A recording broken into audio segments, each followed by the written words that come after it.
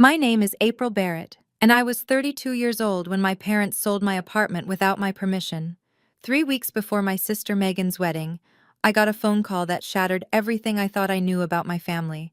My parents were laughing, actually laughing, as they thanked me for the wedding present.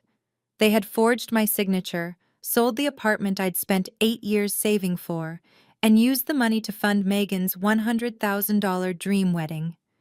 They didn't ask. They just took.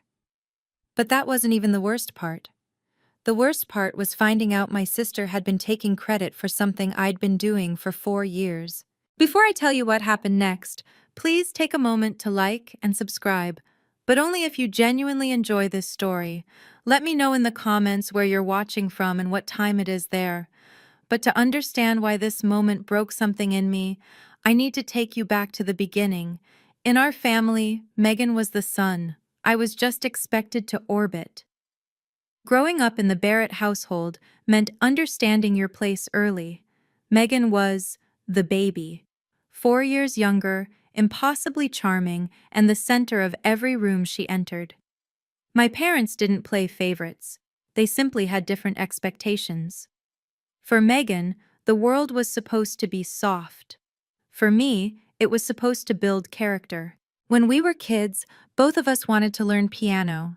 I was 10, Megan was 6. My mother signed Megan up for private lessons with Mrs. Henderson down the street, $40 a week every Saturday morning. "What about me?" I asked. My mother barely looked up from the checkbook. "April, you're old enough to teach yourself. There are tutorials on YouTube." I remember standing in the doorway watching Megan skip out to her first lesson with a new music book clutched to her chest. I taught myself chopsticks on our old keyboard. Nobody noticed. That became the pattern. When I wanted to join the school choir, I was told we couldn't afford the uniform. 2 months later, Megan got a $200 dance costume for her recital. When I complained, just once, my father sat me down with that disappointed look I came to know so well. "April, don't be selfish. Your sister is more sensitive. She needs more support. You've always been the strong one." So I learned to be strong. I learned to stop asking. I learned that every time I spoke up, I became the difficult one, the jealous one, the one who couldn't just be happy for her sister. Looking back, I realized they'd been training me my whole life for what they were about to do. The pattern didn't stop when I grew up. If anything, it got worse. When I graduated from college, summa cum laude, accounting degree, first in my family to finish university, my parents weren't there. They'd forgotten to book flights. They were too busy helping Megan move into her new apartment across town, the one they'd co-signed for because her credit wasn't good enough. "We'll celebrate when you're home for Christmas," my mother said over the phone, her voice distant, distracted. Megan really needed us this weekend. I walked across that stage alone. My roommate's parents took photos of me in my cap and gown. 8 years later, I bought my own apartment. No co-signer, no help, just years of 60-hour weeks, packed lunches, and a savings account I never touched. The day I got the keys, I called my parents to share the news. My father's response? "That's nice, honey. Hey, does it have a spare room? Megan might need a place to stay for a few months while she figures things out." Not congratulations, not "we're proud of you." Just, could Megan use it? "April, you're so independent," my mother always said, and I used to think it was a compliment. "You don't need us fussing over you like Megan does." Translation: we don't have to try with you. You'll survive anyway. And I did. I always survived. I just stopped expecting anything different.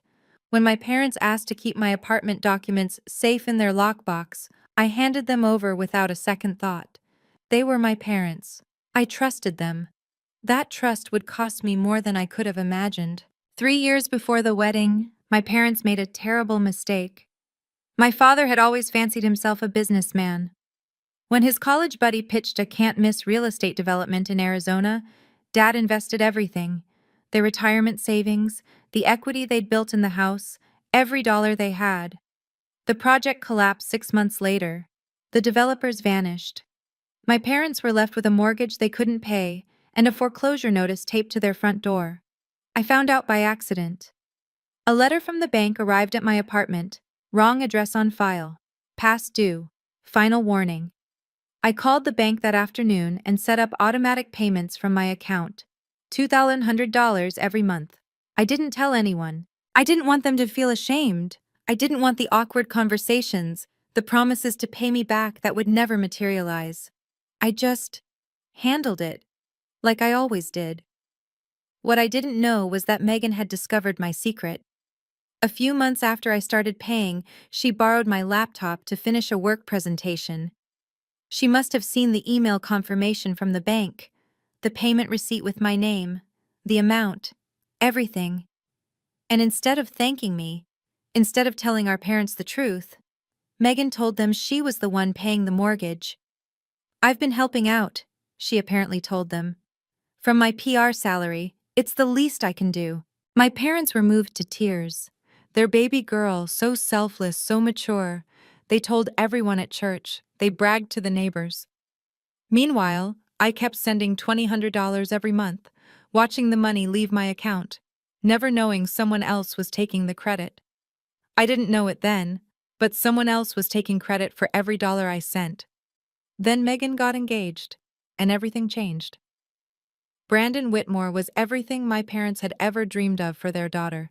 Handsome, well-spoken, and most importantly, rich. His father owned the largest law firm in the county. His mother chaired 3 charity boards. The Whitmores had a summer house in Martha's Vineyard and a winter place in Aspen. When Megan brought Brandon home for the first time, I watched my parents transform. My father stood straighter. My mother served the good china. They laughed at jokes that weren't funny and nodded along to opinions they didn't hold. "This wedding will change everything for this family," my father said to me privately, his eyes bright with something I'd never seen before. Desperation, maybe, or hope. "Megan's future is our future." They started planning immediately. Not just any wedding, a Whitmore-worthy wedding. The country club ballroom, 200 guests, a 12-piece orchestra, fresh flowers flown in from Holland, the price tag, $100,000. Money they didn't have. "Megan can't afford both the mortgage and the wedding," I overheard my mother saying to my father one night. "She's already sacrificing so much for us. We need to find another way." I remember feeling confused. Megan was barely making $3,000 a month at her PR job. How was she supposedly paying a $2,100 mortgage? But I dismissed the thought. Maybe she'd gotten a raise. Maybe Brandon was helping. I had no idea my sister was living a lie, and that my parents were about to make me pay for it. My mother started looking at my apartment listing online that same week. I didn't know that either. Not yet. My apartment wasn't just a place to live. It was proof that I existed. 8 years of my life had gone into those walls. Every promotion I'd earned, every vacation I'd skipped, every no I'd said to dinners and drinks and weekend trips. It all lived in that 800-square-foot space with the bay window overlooking the park. I'd painted the bedroom myself, a soft sage green that made mornings feel gentler. I'd saved for 6 months to buy the couch, a splurge I'd almost talked myself out of. The kitchen was small, but it was mine. The quiet was mine. For the first time in my life, I had somewhere I belonged completely. If I stayed silent, if I let them take it, I wouldn't just lose the apartment. I'd lose 8 years of work. I'd lose $180,000 in equity. I'd lose the only proof that April Barrett was more than a supporting character in someone else's story. And Megan would keep taking credit for my sacrifice. My parents would keep believing she was the good daughter. I'd keep paying their mortgage while they bragged about her generosity. Something shifted in me that night. They never asked my opinion because they didn't think I'd say no. They'd spent 32 years training me to accept, to adapt, to make room. And I had. God, I had. But this wasn't about being the bigger person anymore. This was about being a person at all. Being the quiet one doesn't mean you have to be the invisible one. That night, I made a decision. For the first time in my life, I was going to fight back, and I was going to expose everything. The call came on a Tuesday afternoon.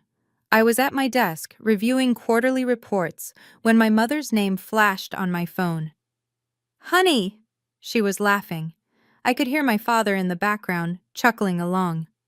"We just wanted to thank you for the wedding present." I set down my pen. "What present?" "Your apartment, sweetheart. We sold it. Got a great price, too. The buyer paid cash. Isn't that wonderful?" The room tilted. My hands went cold. "You... what?" "We knew you'd understand." Her voice was warm, completely oblivious.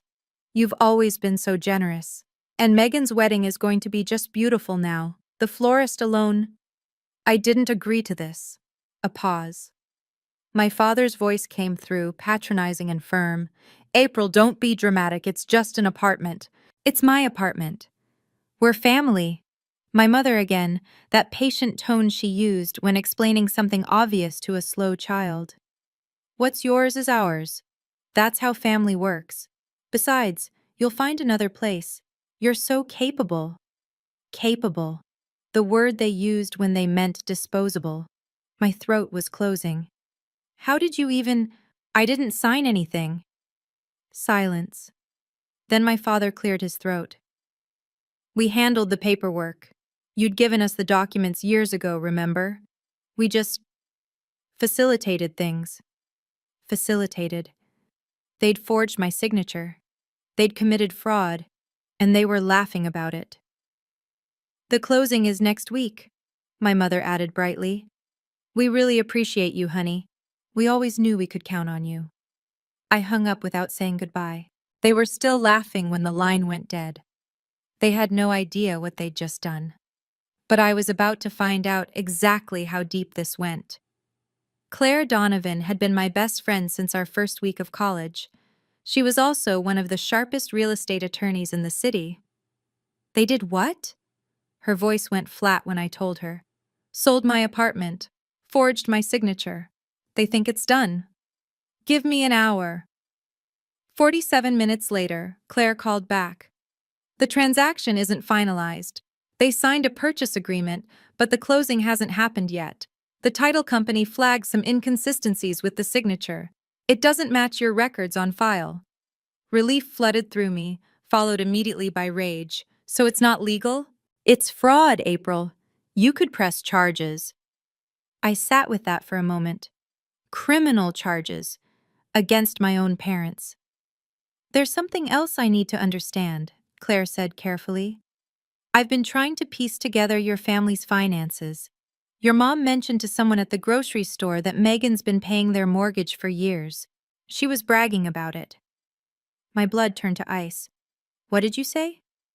"She said Megan's been covering the mortgage, has been for a while now.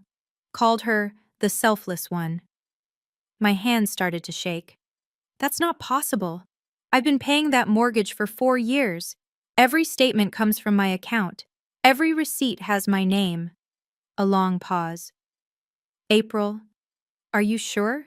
"I have every bank statement, every confirmation email. It's my account number, Claire. My routing number, my name." Another pause, heavier this time. "Then Megan's been lying to them. She's been taking credit for your money." The room spun. My sister hadn't just stayed silent. She'd actively claimed my sacrifice as her own, for 4 years. "I need to see everything," I said quietly. "Every record. And I need to know exactly what my sister told them." I drove to my parents' house that evening. No warning, no plan, just a need to look them in the eyes. My mother opened the door with a smile. "April, what a nice surprise. We were just talking about the seating chart." I stepped inside. My father was at the kitchen table, papers spread everywhere, wedding invoices. "Why didn't you ask me?" My voice was calm. I'd practiced calm. My mother's smile flickered. "Ask you what, honey?" "About my apartment. About selling something that belongs to me." My father waved his hand dismissively. "We've been over this, April. It's done. The wedding is in 3 weeks. Let's not make this difficult." I sat down across from him. "By the way," I said, keeping my tone conversational. How has Megan been managing to pay your mortgage all these years? On her salary. My mother's face lit up. She's been wonderful. $2,100 every month, like clockwork. Such a selfless girl. Interesting. I leaned back. And she told you this herself? Well, of course. Oh, are we talking about me? Megan appeared in the doorway, still in her work clothes. She looked at me and something flickered across her face. Recognition, maybe. Awareness. Then she smiled. That same sweet, practiced smile I'd seen my whole life. Yes, she said smoothly. I've been helping out. It's what family does. She looked right at me when she said it. She knew I knew, and she didn't care. It's my wedding, April. Megan's voice sharpened. For once, can something be about me? I stood up. My mother was saying something about gratitude, about family, about not making waves. I wasn't listening. I walked out without another word. But I wasn't done, not even close. Now, before I tell you what happened at the wedding, I want to ask you something. Have you ever had someone take credit for your hard work? Drop a yes in the comments if you know exactly how betrayed I felt in that moment. And if you're invested in this story, hit that subscribe button, because what happened next at that reception? Let's just say Megan wasn't the only one who got a surprise. But first, I had to gather my evidence. Claire spread the documents across her conference table. 4 years of bank statements, each one highlighted, annotated, organized by date. 48 payments, she said. Every single one from your account. Your name, your account number, your routing number. It's all here. I stared at the stack. $2,100 times 48 months. Over $100,000. Almost exactly what they were spending on Megan's wedding. There's no way Megan could have made these payments, Claire continued. I looked up her company. Entry-level PR coordinators there make about $3,000 a month before taxes. She'd have had to give up 70% of her income. She couldn't afford rent, let alone this. She knew the exact amount, I said quietly. She saw my email confirmation years ago. That's how she knew what to tell them. Claire nodded slowly. She found your evidence and used it to build her own lie. I picked up one of the statements, my name printed clearly across the top. April Barrett, not Megan, me. You know what this means, right? Claire's voice was gentle but serious. When you show these at the wedding, you're not just exposing your parents, you're exposing Megan, in front of her new husband, in front of his family. I thought about Brandon Whitmore, about the Whitmore family name, built on integrity and reputation, about what they'd think of a bride who'd lied about money for 4 years. The Whitmores deserve to know who they're really getting, I said. Claire didn't argue. She just started making copies. 4 years of my money, I said, almost to myself. And she smiled in my face while taking credit for every cent. That night, I dug through every email I'd ever exchanged with my parents. It didn't take long to find what I was looking for. 2 years ago, when I'd hesitated about leaving my apartment documents with them, my mother had written, "Don't worry about the papers, honey. We're just keeping them safe.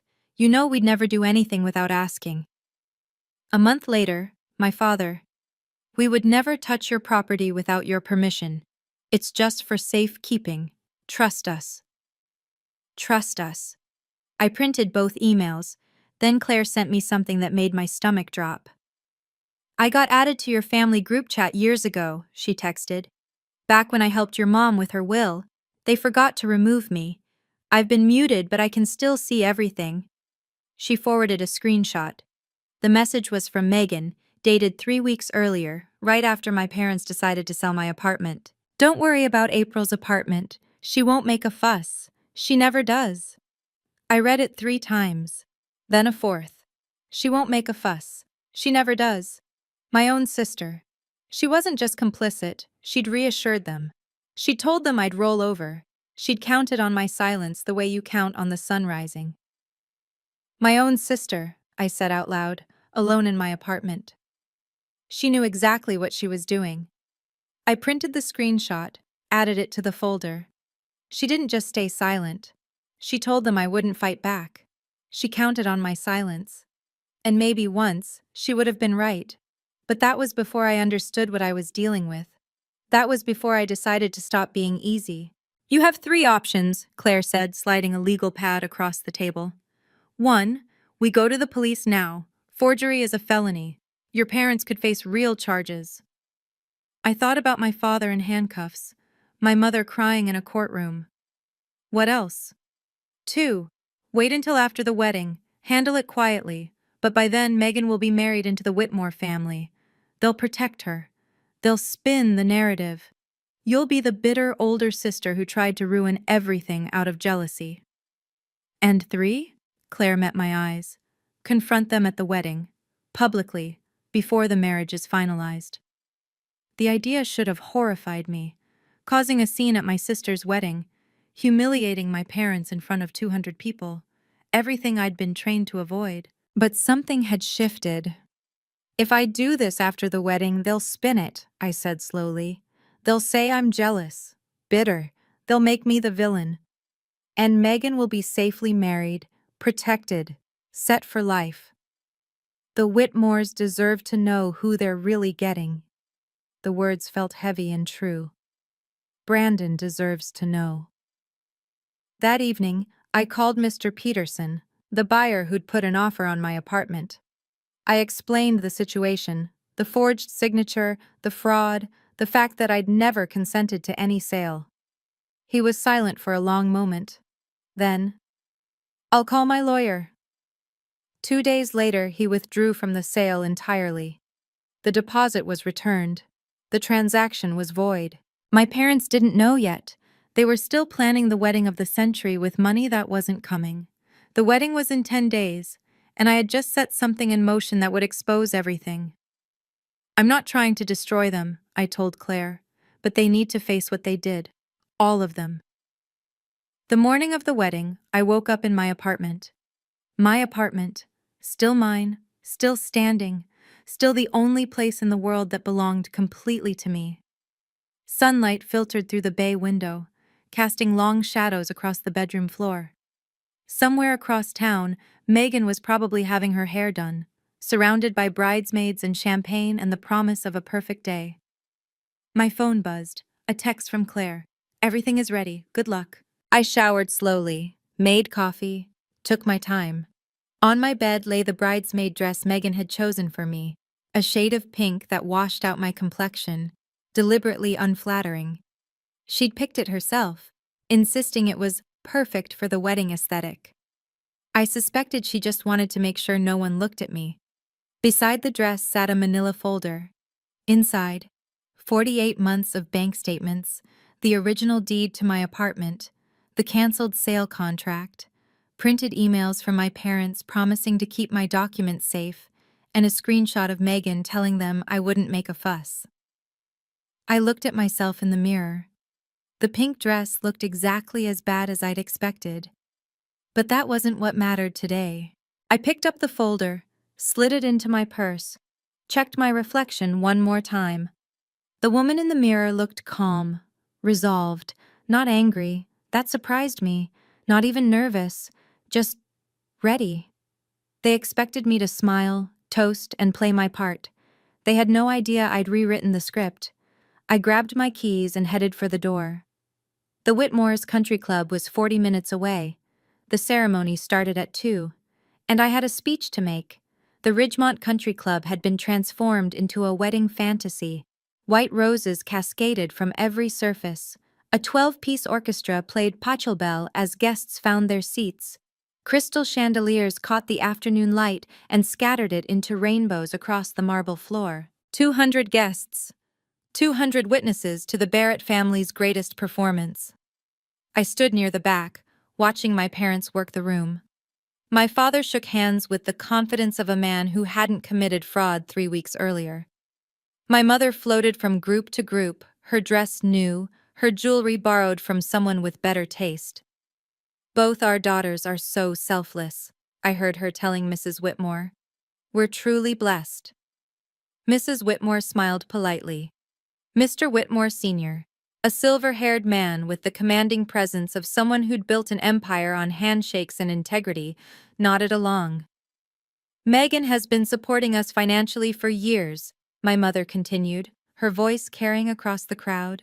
She's such a devoted daughter. My hand tightened around my purse strap, the folder pressed against my hip. Across the room, Megan caught my eye. She was radiant in white silk and imported lace, every inch the blushing bride. She smiled at me, that same sweet smile, practiced and perfect, and gave a little wave. No guilt, no hesitation, just the serene confidence of someone who'd never faced a consequence in her life.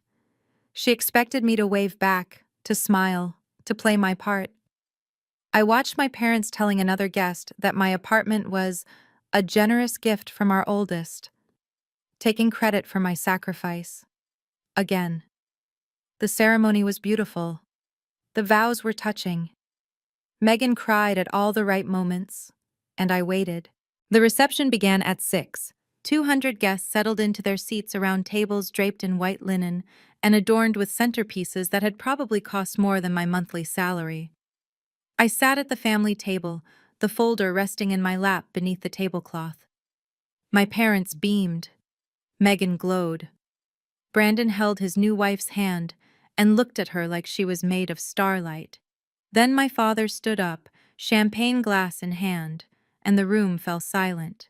"Family," he began, his voice carrying across the ballroom. "That's what today is about. Sacrifice. Coming together. Everyone doing their part." I felt my jaw tighten. "I want to take a moment to thank the people who made this day possible." He paused for effect. "First, to my daughter Megan, who has been supporting this family financially for years. Her generosity and selflessness have kept us afloat through difficult times." Megan ducked her head modestly. The crowd murmured approval. "And to April," my father found me in the crowd, his smile wide and warm, "who gave the most generous wedding gift, her apartment, so that her sister could have the wedding of her dreams." Applause. 200 pairs of eyes turned toward me, expectant, waiting for the grateful smile, the humble wave. Megan stood up from her seat and gave a little bow, accepting applause for sacrifices she'd never made. I felt every gaze like a weight pressing down on me. "Let's raise a glass to our daughters," my father concluded. "The best children parents could ask for." Glasses rose, people drank, Megan basked, and I stood up, not to smile, not to nod, but to speak. "Dad?" My voice was steady, calm. "Would you mind if I said a few words?" My father's smile wavered for just a moment, surprise maybe, or the first flicker of concern. But 200 people were watching, and Richard Barrett had never met a spotlight he didn't love. "Of course, sweetheart." He handed me the microphone. "The floor is yours." I took it. The weight of it felt right in my hand. "Thank you, Dad." I turned to face the room, letting my gaze sweep across the sea of expectant faces. "I do have something to say about those sacrifices you mentioned." Silence. Absolute silence. Even the servers stopped moving. At the family table, Megan's smile faltered. Her eyes met mine, and I watched the color drain from her face. She knew. In that moment, she knew exactly what was coming. "Since we're sharing," I continued, "I think everyone deserves to know the whole story." My mother leaned forward, her expression shifting from pride to confusion to the first edges of panic. My father's jaw tightened. Brandon Whitmore watched me with curious eyes. His father, the silver-haired patriarch, set down his champagne glass and studied me with the focused attention of a man who'd built his career on reading people. 200 guests were watching. The Whitmore family was watching. And my sister, my sweet, selfless sister who'd been taking credit for my sacrifice for 4 years, was watching too. I opened my purse and pulled out the folder. "I have documentation proving everything I'm about to say." My voice didn't waver. "So please, let me finish." The Whitmores were watching. 200 guests were watching. and my sister's face had just gone pale. Okay, this is the moment you've been waiting for. But before I tell you what I said next, I need to know, what would you do? Would you expose your sister on her wedding day, or stay quiet? Let me know in the comments. And if you haven't subscribed yet, now's the time. Because what comes next changes everything for both sisters. Now, let me tell you what I said into that microphone. My father just thanked me for giving up my apartment. I kept my voice measured, professional. I want to clarify something. The room was absolutely still. I could hear the faint hum of the air conditioning, the distant clink of ice in someone's glass. I didn't give it. I paused. Let the words land. I didn't sell it. I didn't even know about it until 3 weeks ago. Gasps rippled through the crowd. Mrs. Chen, Mrs. Smith from my parents' church group, covered her mouth. One of the Whitmore cousins leaned forward in his seat. My parents sold my apartment without my knowledge or consent. I held up the folder. They forged my signature on the sale documents. April, what are you? My father's voice was sharp, warning. I'm not done, Dad. My mother's face had gone white. She was gripping the edge of the table like it was the only thing keeping her upright. Mr. Whitmore Sr. set down his champagne glass with a quiet click. His expression had shifted from curiosity to something harder, something colder. I have the original deed here. I pulled it from the folder, held it up so the room could see. My name, April Barrett, sole owner. I bought this apartment with 8 years of savings. I never authorized any sale. Whispers now, spreading through the crowd like ripples in water. Brandon Whitmore was staring at his new in-laws with an expression I couldn't quite read. His father's jaw was set.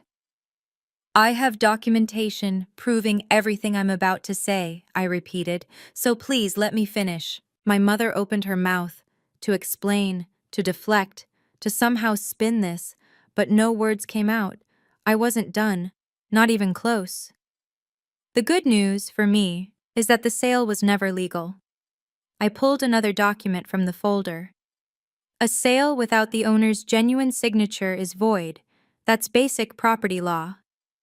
My father's face had gone from angry to ashen. I contacted the buyer, Mr. Peterson, last week. I explained the situation. He withdrew from the sale immediately. I held up the termination letter. The deposit has already been returned to him. The transaction is canceled. My mother's voice cracked. That's not possible. The money you were counting on? I met her eyes. It's not coming. Megan grabbed Brandon's arm. Wait, what does this mean for... It means the apartment is still mine. I turned to look directly at my sister. It was always mine, and you knew that. Brandon pulled his arm away, just slightly, just enough to notice. The canceled sale contract. I held up another document. The original deed, both with my name, both proving that what my parents did was illegal. Mr. Whitmore Sr. stood up. The movement was controlled, deliberate, the kind of gesture that commanded immediate attention. He walked toward me, hand extended. May I see those documents? I handed him the folder without hesitation. His eyes scanned the pages, the deed, the contract, the signatures. His expression didn't change, but something shifted in the set of his shoulders. April, please. My mother's voice was barely a whisper. Not here, not now. This is exactly where it needs to happen, I said. This is exactly when. Because there was more, and everyone in that room was about to find out exactly how deep the lies went. But that's not all. I turned back to face the room. There's something else you should know. The silence was absolute. 200 people, barely breathing. My father thanked Megan for supporting the family financially, for paying their mortgage for years. I looked directly at my sister. Isn't that right, Megan? Megan's face was frozen, pure terror in her eyes. Here's the truth. I reached for the stack of bank statements Mr. Whitmore Sr. was still holding. For the past 4 years, I've been paying our parents' mortgage every month $2,100. My father staggered. What? Every payment.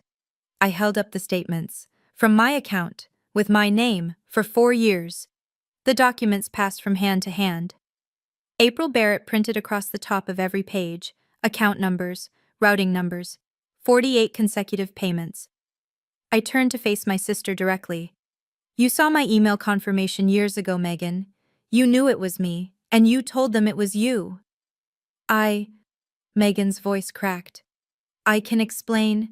You took credit for $100,000 of my sacrifice. My voice was steady, calm, final. Every time Mom praised you, every time Dad thanked you, every time you smiled and said, "You're welcome," that was my money, my sacrifice, and you stole it. Brandon Whitmore stood up slowly. He was staring at his new wife like he'd never seen her before. Megan. His voice was quiet, but it carried. You lied? About all of it? She reached for him. Brandon, please. He stepped back. Mr. Whitmore Sr. looked up from the documents. His eyes found my parents, then Megan, then settled on me.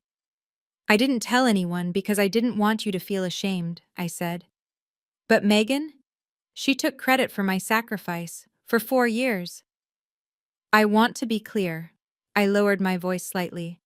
I'm not doing this to hurt anyone. A few people shifted in their seats. Someone coughed. I'm doing this because the truth matters, and I'm tired of being the one who stays silent. I set down the microphone for a moment, gathering myself. The room was holding its breath. As of today, I'm no longer paying your mortgage. My father's face crumpled. April, you can't. We'll lose the house. You tried to take my house. I picked the microphone back up. And Megan took credit for keeping yours. I looked at my sister. She was crying now, mascara streaking down her cheeks, but I felt nothing. Not anger, not satisfaction, just a vast, empty clarity. Maybe now you can actually start paying it, Megan, since everyone already thinks you do. Then I turned to my parents. And despite everything, what I felt in that moment wasn't rage. It was sadness. I loved you enough to save your home in secret. 4 years, over $100,000. I never asked for thanks. I never even told you. My voice cracked, just slightly. Neither of you loved me enough to ask before taking mine. I set down the microphone. The click of it against the table echoed through the silent ballroom. I picked up my purse, lighter now, without the folder, and turned to leave. From across the room, I heard Claire's voice, quiet but clear. That's my girl. Someone else might have stayed to watch the fallout, to see the tears and accusations and desperate explanations. But I was done. I'd said what I came to say. Now it was time to go. The silence lasted exactly 4 seconds after I set down the microphone. Then the room erupted. Whispers became murmurs, became open conversations. Guests leaned across tables, trading shocked glances. Someone's phone was already out, recording. The Whitmore cousins were huddled together, expressions ranging from horrified to grimly satisfied. Is it true? Brandon's voice cut through the noise. He was standing now, facing Megan. Did you lie to me too? I didn't. Megan's voice broke. It's not. I was going to tell you. 4 years. Brandon's voice was flat. You lied about money for 4 years. To your own parents. To me. Mr. Whitmore Sr. approached my father. The two men were roughly the same age, but the difference in their bearing was stark. My father looked shrunken, diminished. Mr. Whitmore looked like a man about to deliver a verdict. You told us your family was honest, Richard. His voice was quiet but carried. You told us Megan was trustworthy. It's a misunderstanding, my father started. There's nothing to misunderstand. Mrs. Whitmore had risen too, her face cold. She lied about money for 4 years. That's not a misunderstanding, that's a pattern. Megan pushed through the crowd and grabbed my arm. April, wait, you ruined my wedding. I stopped, looked at her. No, Megan. My voice was calm.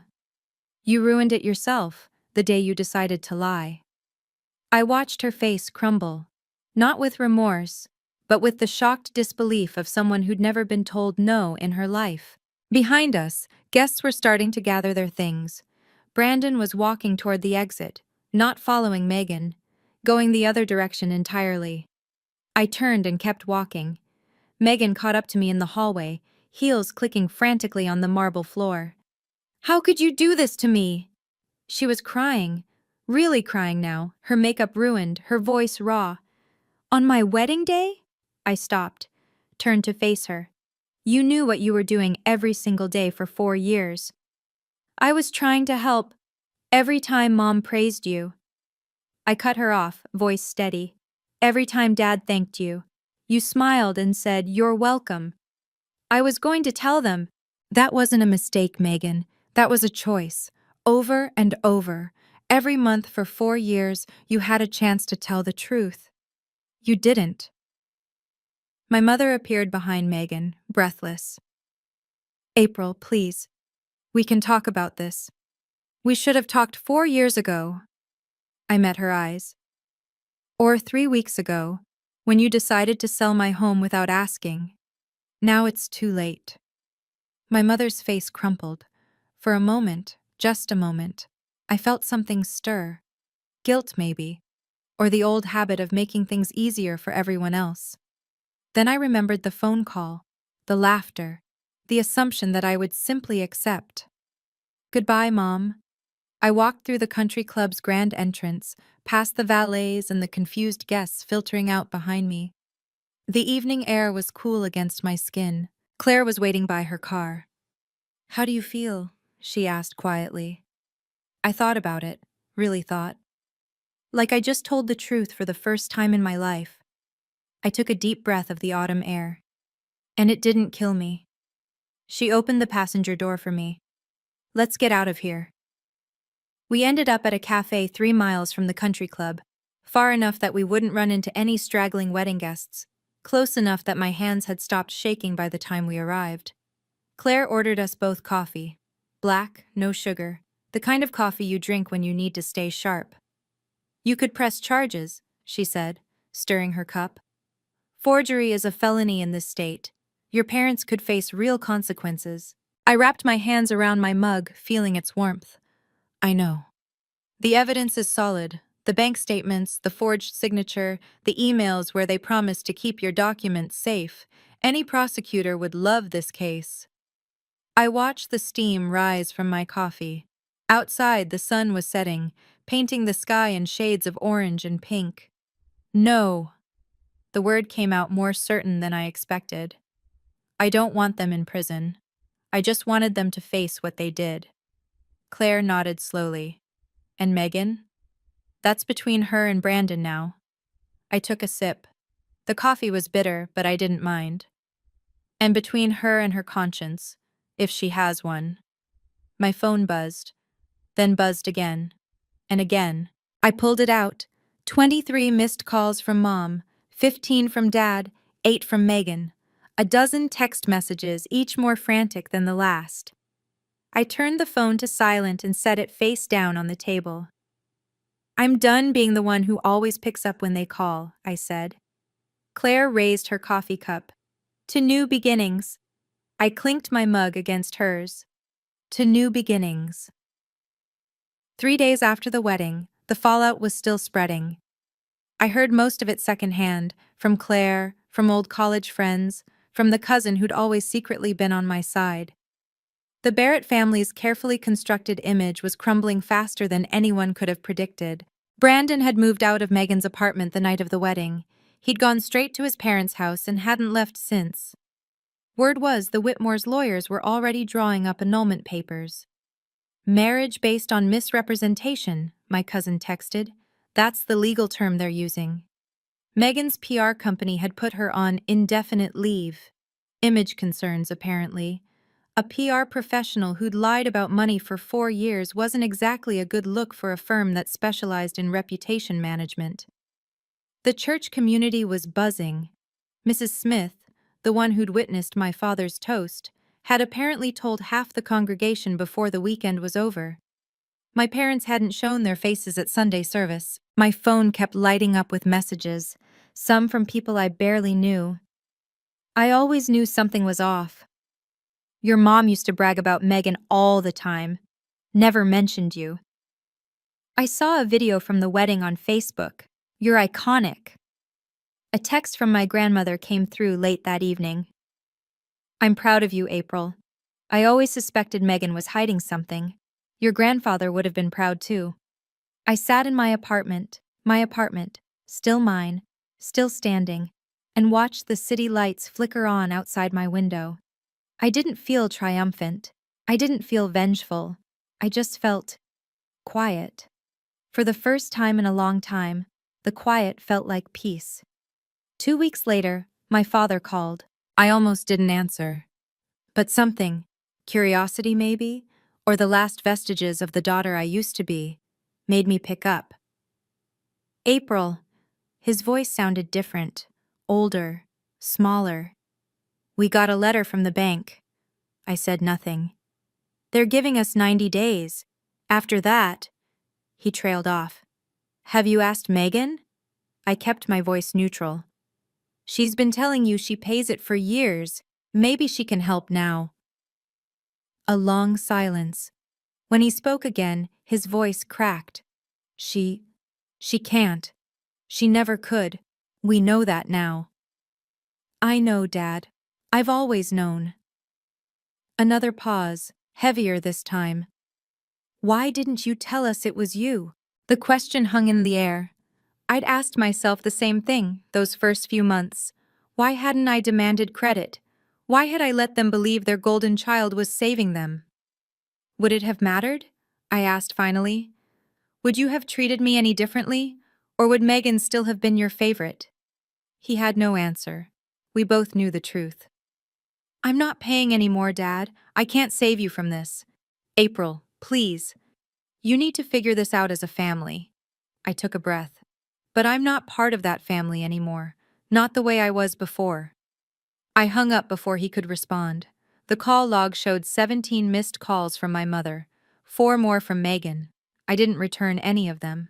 For 32 years, I'd been the one who answered, the one who showed up, the one who fixed things. Someone else's turn now. 2 months later, the house sold. My cousin sent me the listing when it went up, $285,000, price to move. It sold in 11 days, barely enough to cover the outstanding mortgage and the bank fees. My parents walked away with almost nothing. They moved into a 2-bedroom apartment across town. The same complex where Megan was now living, I heard later. The annulment had been finalized. Brandon Whitmore was already dating someone else, a lawyer from his father's firm, according to the church gossip network. For the first time in her life, Megan was actually contributing. No more pretending, no more taking credit for someone else's sacrifice. Just a $3,000 monthly salary and real bills to pay.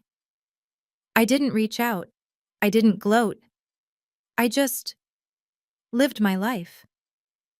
Then, one evening, a letter arrived. No return address, but I recognized my mother's handwriting. I almost threw it away, but something made me open it. Dear April, I'm sorry. For everything. For not seeing you. For always putting Megan first. For believing her without question when we should have known better. You deserved a mother who noticed. You deserved parents who celebrated you the way we celebrated your sister. We failed you, and we don't have any excuse. I don't expect you to forgive us, but I wanted you to know. I see it now. I see what we did.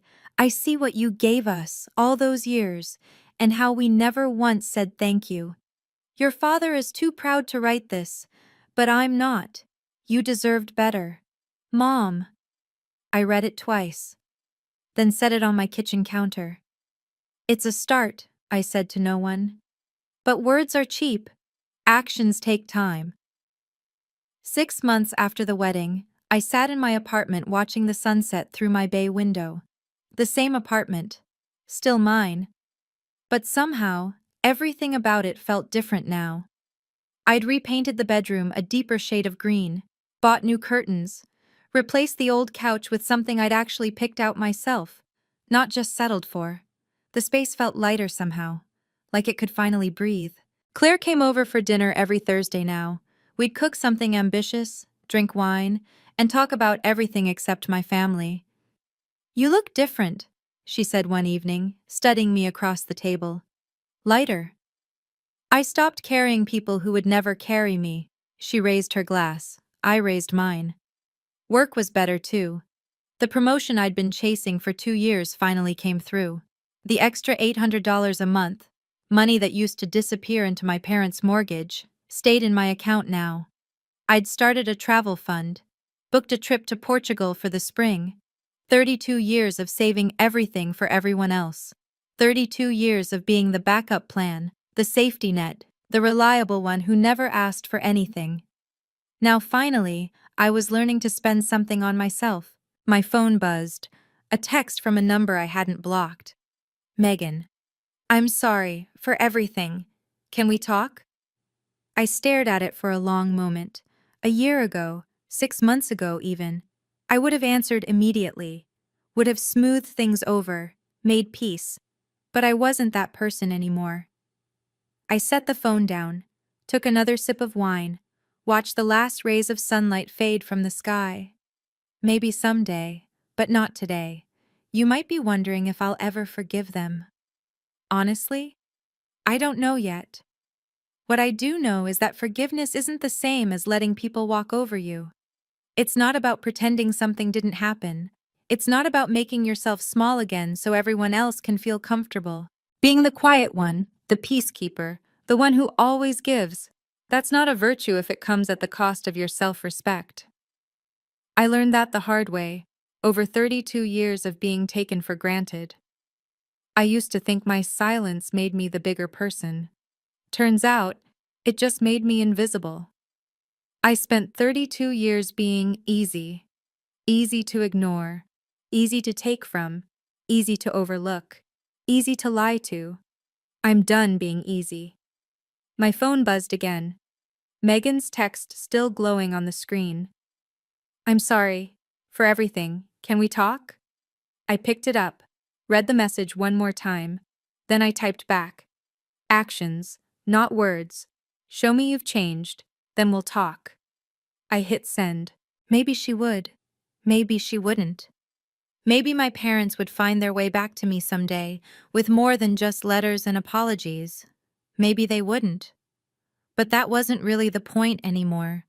The point was that I'd finally stopped waiting for them to see me. I'd stopped needing their approval to know my own worth. Family isn't about blood, it's about respect. And respect goes both ways, or it goes nowhere. I looked around my apartment, still mine, always mine, and smiled. For the first time in my life, I didn't need anyone's permission to be enough. I already was. And that's my story. If you've ever been the quiet one who someone took credit for, the one who gave and gave while others stole the spotlight, I see you. Drop a comment. What's your boundary now? What line won't you let anyone cross? If this story hit home, subscribe and check out another story in the description. Thank you for being here with me.